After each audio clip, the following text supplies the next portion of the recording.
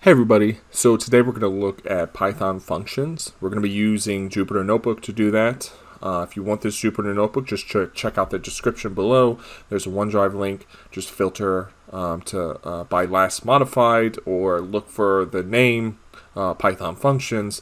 And then in there you can download this Jupyter Notebook. Use it however way you want. I've put a bunch of links in there so that you can read more into this topic and some of the different things that make up functions. So definitely, reference it, and use it however way you want. I've added a couple things to make navigation a little bit easier. So this will be in future Jupyter Notebooks as well. But if you click on these, they will jump you to different sections. Now this isn't a big Jupyter Notebook, but future ones, this will, the bigger they are, this will help a little bit more with navigation. So if we click on predefined functions, it'll jump us down to the section predefined functions, and then there's one at the bottom that'll just take you back to the top. So if you want to jump to certain things, you can use this to do that.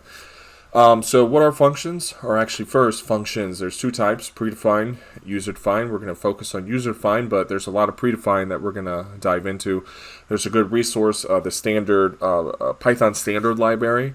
You can read about a lot of the different functions that you can use that get shipped with Python, and there's a link below that I'll show you so that you can jump out there and look at it a little bit more. So what is a function? A function is pretty much a reusable block of code.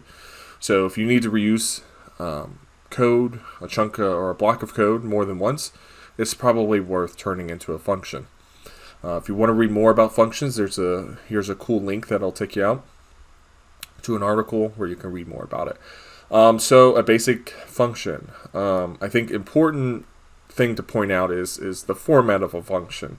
So it starts off with define, and then the name of the function. This could be whatever you want.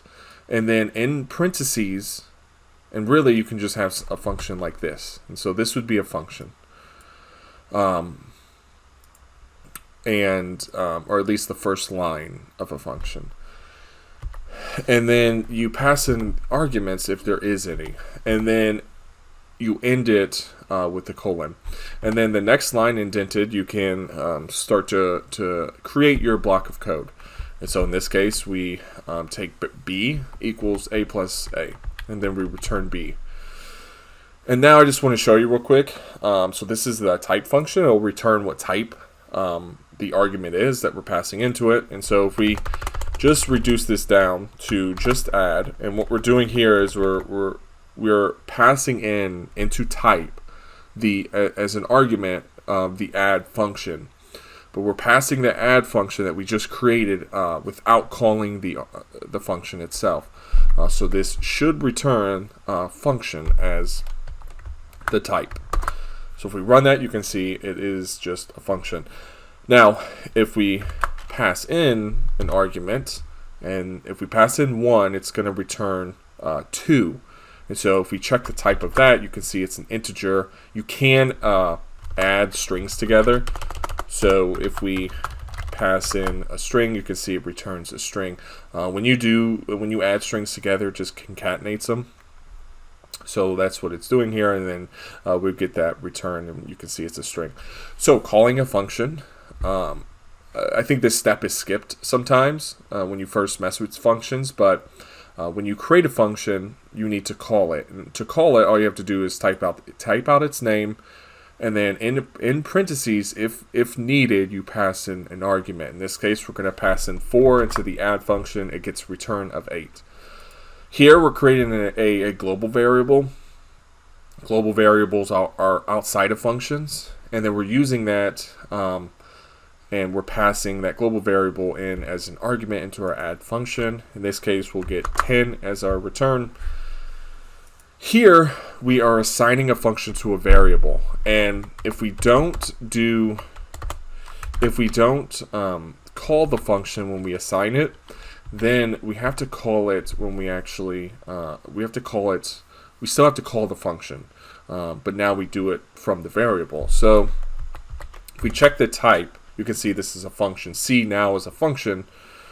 And then if we call that function, so if we do something like this, check the type, you can see it's integer. If we remove this, we have to call it here. You can see it's also an integer. So I guess the point I'm trying to make here is that you can get creative with these. I haven't had to assign a function to a variable, but I want to point it out as an option that you can do if you ever have an opportunity to actually use them. So passing a function as an argument. So we've got three functions. We have the add function, subtract function, and then a sum function. The subtract function, all it's doing is it's taking in one argument and it's subtracting one from it. So if it's 5, then it'll return 4. So here we're going to pass in as an argument the add function, which if we pass in 2 will return 4, and then subtract will return 3. So if we run that, you can see it returns 3. Now you can get pretty creative with them.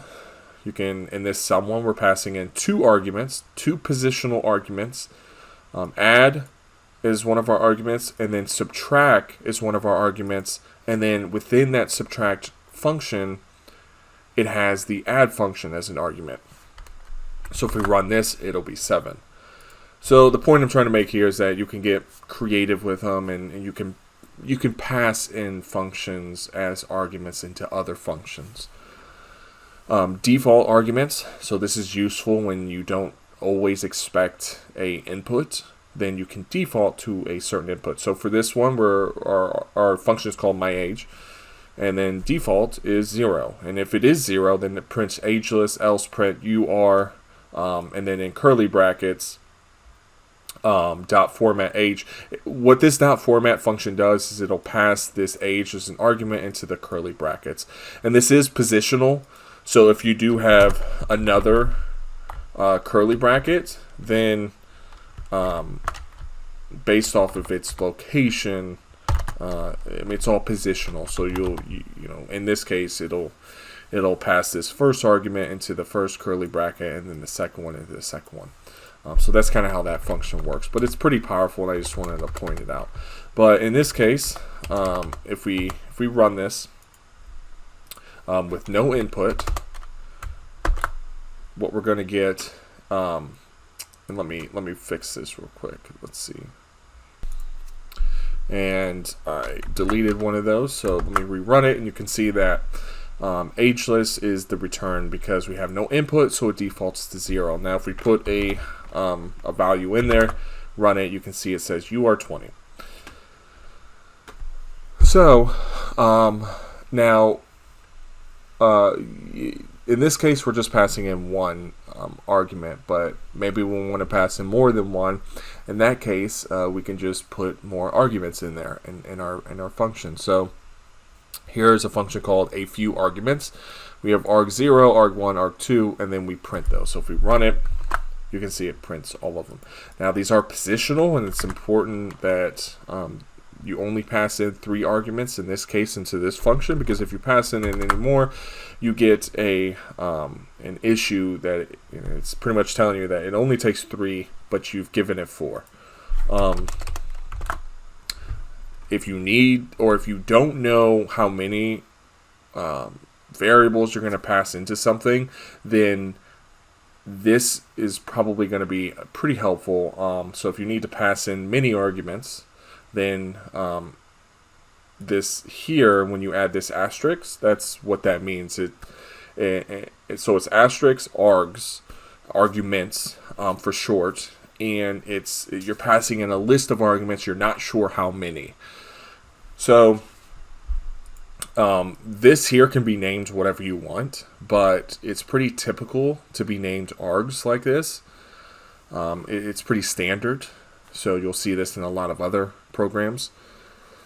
So when we do this, we're going to loop through. So we're going to say for I in args, print I.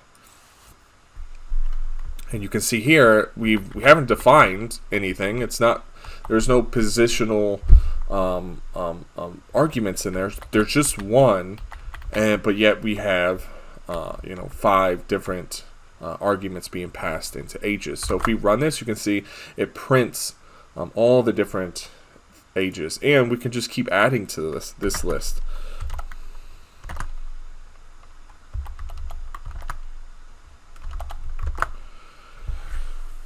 So that's what the args with the asterisk does. So keyword arguments. So here what we can do is assign certain keywords. So Jack equals 100, Jill equals 40. And this is like a way to get around like positional arguments. You have a list, but there is some order to it. So in this case, we have Jack equals 100, Jill, and what we're going to do is print their names. And then we're going to print their ages. And so if we loop through this, you can see the output of that. And then we can add to this list. So we can say, let's add to this. So we'll do like Jose equals 23. If we run that, you can see it prints all of them, and then we have a Jose here at the end. So args and cargs or quargs, you'll see those quite a bit in other people's programs. So user input. In this case, we're not defining a default. We're just allowing the user to input some value. So we define nothing, but it gets defined after the function's called. So if we run this and then come down here and run the actual code, we can pass in. So what this code's going to do is just find the prime factor. So if we pass in 630, then it returns the prime factors. Now, again, this is just another way to input some type of argument into the function. So loops and conditionals in functions, just like you would do in just your program without making a function, you can pass in, like you can use conditionals, you can use for loops, while loops, you can use any type of data structure within a function. There's no limits. So in this case, we've got, and just like this one, we have some while loops going on. In this one, we have some conditionals and a for loop. And if we run this, and it takes an input as well. So if we run this, and this all this is asking for is a string. So and this encodes that string. So if we do the BIM coordinator and then enter, it'll encode that and return what that is. Alright, so lastly, there's predefined functions. There's lots and lots of predefined functions. Python is like, you may hear this from some folks, but it's like a batteries included